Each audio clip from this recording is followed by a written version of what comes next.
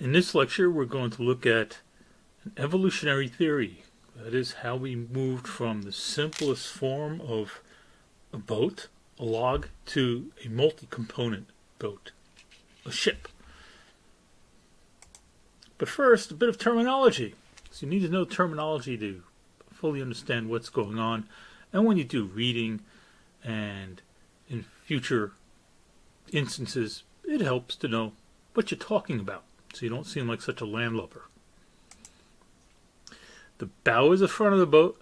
The stern is the back of the boat. The bow is also called the prow. This is the forward part of the ship. Okay? The stern is the after part of the ship. That is the back part. Divide a ship in half, front and back, bow, stern. So the term aft of the mast is behind the mast. So in a single masted ship, wherever the mast is, after the mast is behind the mast. Or as you'll often hear in movies, or if you read things like Moby Dick, they might call it a baft of the mast. Dialect. As I mentioned in an earlier lecture, left is port. 4 letters in left, 4 letters in port. That's how you remember it. And right is starboard. As I mentioned in the other lecture, this terminology derives from Viking ships, where the steerboard, the steering board, was mounted on the right side in the stern. Here we go. This is the Oseberg Viking ship, taken out of a burial mound. And here you have the steerboard on the right-hand back quarter of the ship. And this is how it's attached. As you can see, there's a big boss with a rope going through and attaching this to here. The reason why the port side is called the port is because when Viking ships put into a harbor or to a dock side, they didn't want to damage the steerboard, so they put in on the left side, which was called the port side. And that's why it's called port instead of something weird. All right, let's move on to our logboat to multi-component boat theory. Okay, how do you get from this, a log, to this, to a large ship? Let's start with the log. It all derives from log in logboat theory. There are people who disagree with this, but what's I'm presenting this lecture is most reasonable to many of us and to me. Otherwise I wouldn't be telling you it. Okay, here's your typical log. It floats. Remember we discussed floating things and buoyancy and displacement. Logs float because they're less dense than water. Alright, so let's turn the log and look at it from the end for our purposes. So in subsequent slides, we're looking at the log from the end. Now with a log, you can ride on it, you can sit on it, you can fish on it. My father in World War II off the coast of South America, they left a port in Peru on his ship, and 2 miles out, they passed a guy sitting on a log fishing 2 miles out at sea. Legs in the water, sitting on a log, fishing away.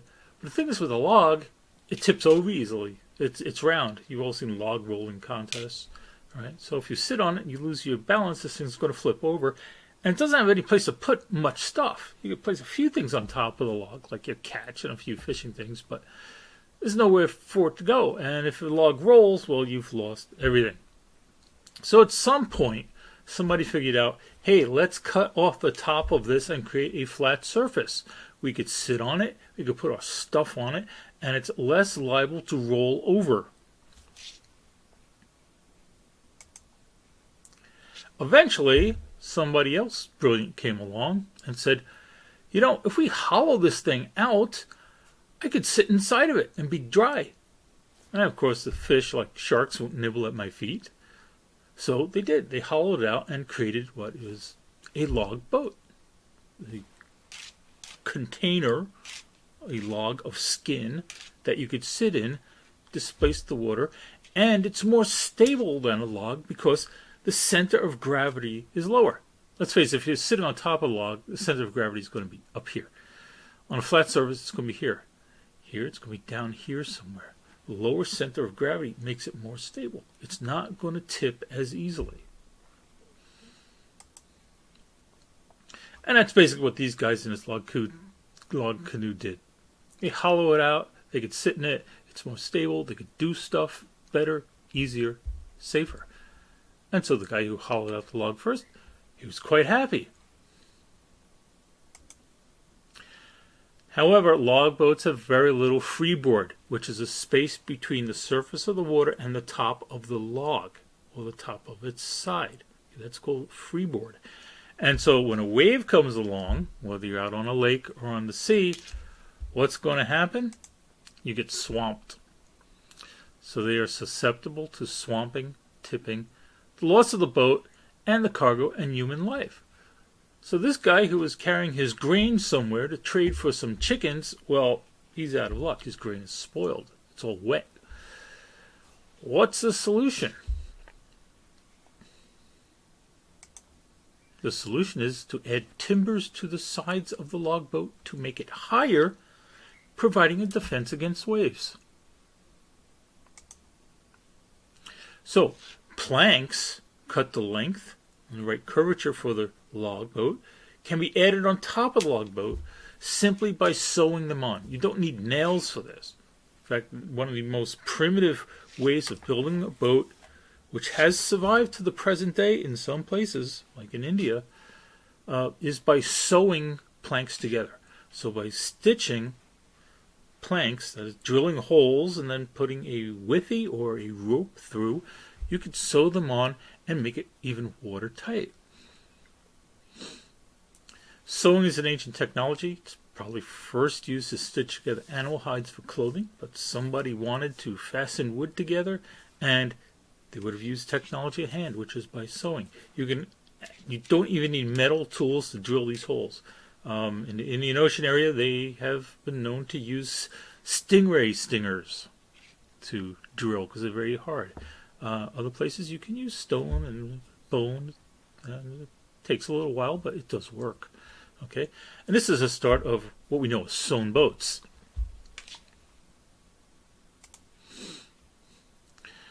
You could add more planks on by sewing in the same fashion, but of course, as you go up, you have to spread the boat out wider and wider with each additional plank to prevent it from tipping, because if you're going straight up, the center of gravity is going straight up as well. If you're making it wider out, the center of gravity stays lower, and you're creating that bowl of displacement that we had discussed in another lecture.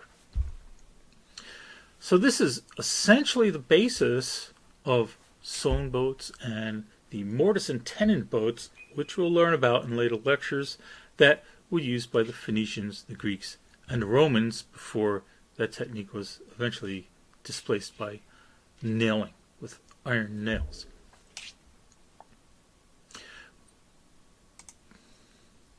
Okay, so over time the log tends to lose its shape. The sides get lower in order to create this bowl-like cross-section and a deeper ship.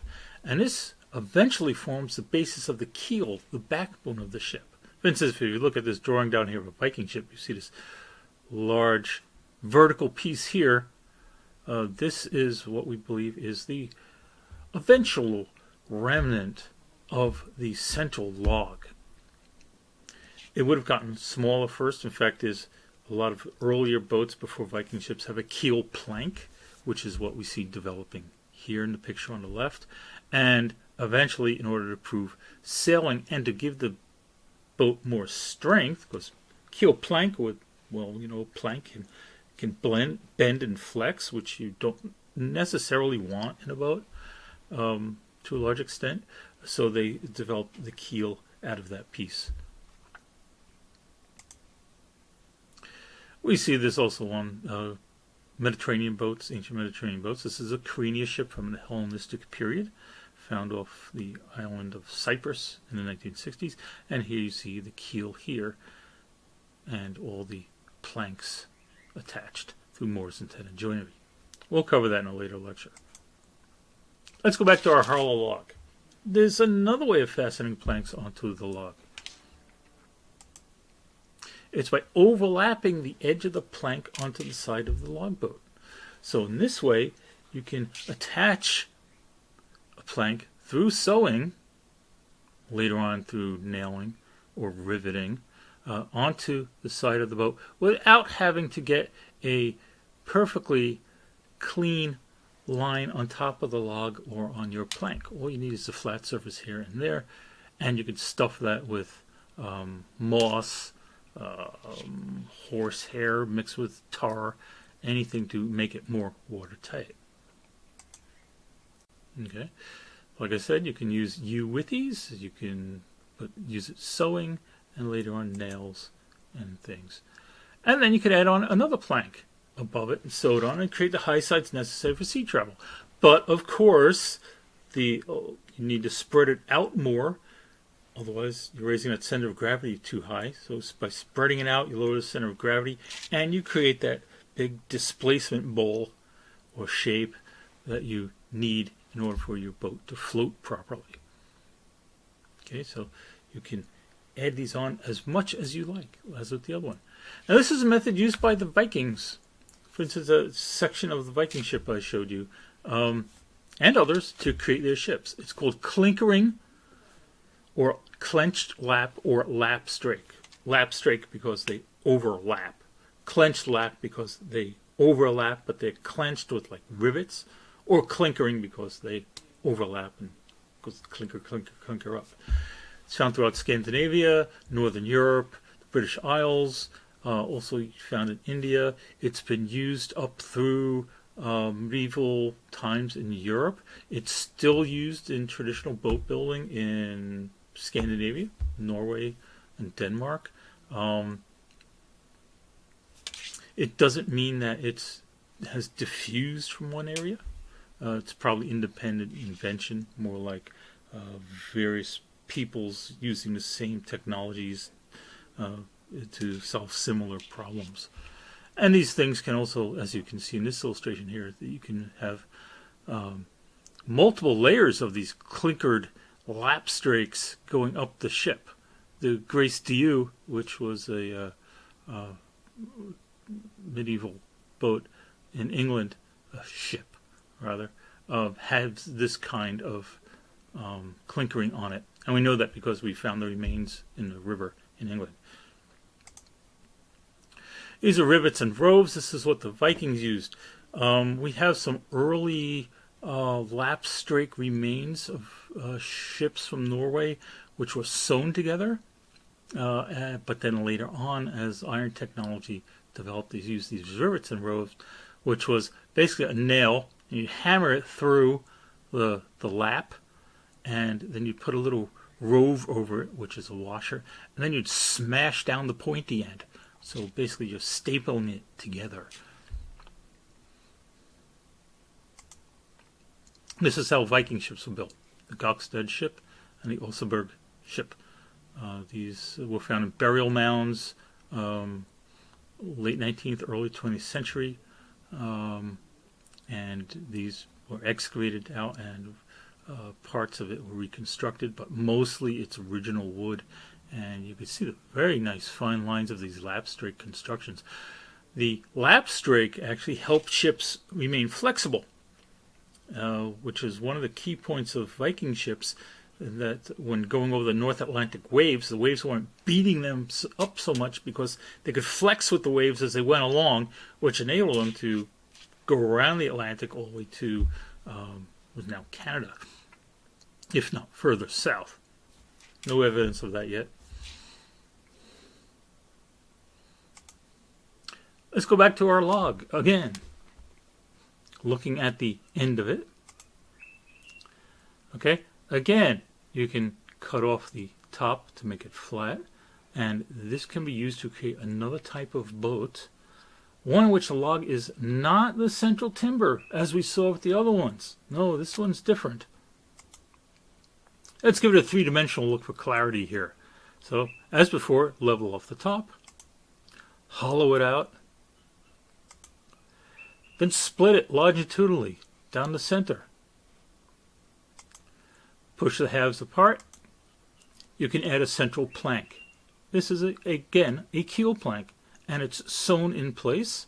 And we have examples of this going back to the British Bronze Age. Like there's a Ferriby boat and the brig raft that have been found in the mid-20th century. So you fasten in place with stitching. And so you get a boat with a wider bottom with side pieces that curve. And because these side pieces are curved, it provides the longitudinal strength that would be otherwise missing with just a keel plank. And on top of these, you can add more planks to increase the depths of the boat to prevent waves from coming in. And you can add more planks in the middle in order to make it wider to simply hold more cargo. Here's an example from India, which I had the pleasure of working on. This is the Kadakaropoli boat, and curved pieces form the transition of the bottom to the sides. Here's this curved piece here. This is one large log. This is a large boat, as you can see from the people here. This is a stern, that's the bow. So we're looking at the starboard side. And this is a piece that's carved out of a log. And on the other side was the port side, which was carved out of a log. They may have been carved out of the same big log and split in half. We don't know, but they are each these curved side pieces that form the transition from the bottom to the sides. And in between them are all these planks. In fact, here is actually at least 2 layers of planks. This method of creating these curved side pieces, which are called chine strakes, chine, C-H-I-N-E, we use extensively on the rivers of Europe.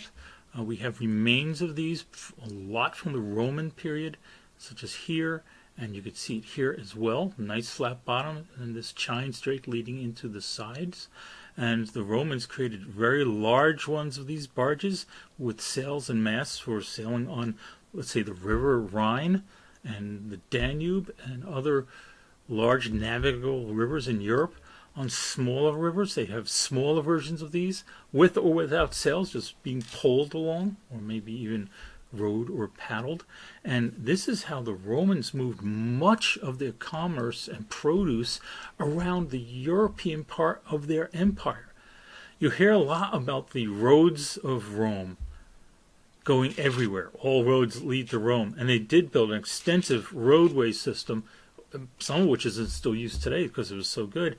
But their river system was more responsible for moving goods than the roads. It was cheaper to move them. You just pile everything onto a boat like this. A few guys can sail it all the way down to where it has to go, from, let's say, northern Gaul, France, down to southern Gaul, France, or through the German rivers down the Rhine. And they were excellent. They were cheap to use. They were less expensive than wagons. One thing, you didn't have to feed your horses or donkeys pulling stuff. You just send a bunch of guys on a boat and they go for a nice ride down the river. Or up the river, wherever you wanted to go. The inland waterways of the Roman Empire do not get much press, not like the roads. But they were there, and this is the really major part of how the Roman Empire operated, using boats like these. So, these 3 methods of adapting a logboat into a multi-component watercraft are believed to be the basis for the wooden vessels of Europe, the Mediterranean, the Indian Ocean, the Pacific, and anywhere else, with exceptions, of course, wooden boats have been built. This is not to say the logboat disappeared or became useless. They are still in use around the world. They are simple to make, All you need is a log, an axe. They build them with fire by burning out the center, and it takes a bit of skill, but they are still used around the world. And we're still finding them in archaeological sites going back to the Ice Age. So it's a very useful thing to have, and it's cheap, economical to use. So yeah, the logboat. Still in existence, still in use, but it forms, many of us believe, the basis for wooden boats. And so that's that lecture. Hope you enjoyed it. If you have questions, please ask.